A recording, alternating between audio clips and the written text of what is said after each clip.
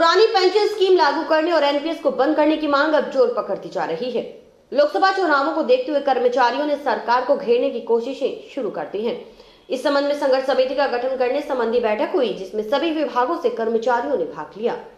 NPS बंद करो, बंद करो, बंद करो।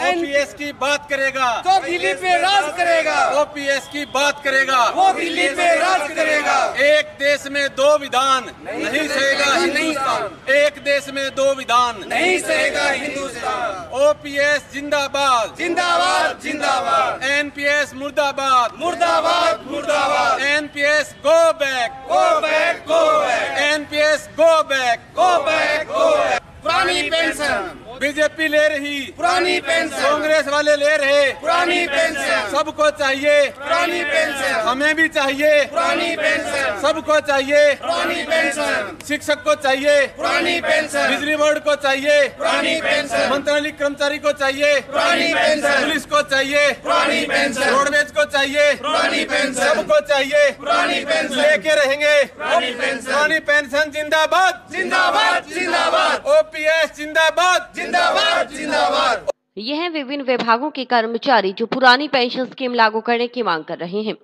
NPS go back, OPS come back का नारा देते हुए कर्मचारी अपना विरोध जता रहे हैं। कर्मचारियों की हुई बैठक में सरकार को घेरने का निर्णय लिया गया। बताया गया कि 2004 के बाद भर्ती होने वाले कर्मचारियों को पुरानी पेंशन स्कीम का लाभ न देकर एनपीएस स्कीम लागू की जाती है, लेकिन कर्मचारी अब अपने अधिकार के लिए लड़ेंगे और पुरानी पेंशन का ही लाभ लेंगे। हम पुरानी पेंशन को लागू करवाने के लिए यहाँ पर एकत्रित हुए हैं और हमारी ये मांग है कि 1 जनवरी 2004 के बाद नियुक्त सरकारी कर्मचारी है उनको पेंशन नहीं है, जबकि नेताओं के लिए पेंशन है।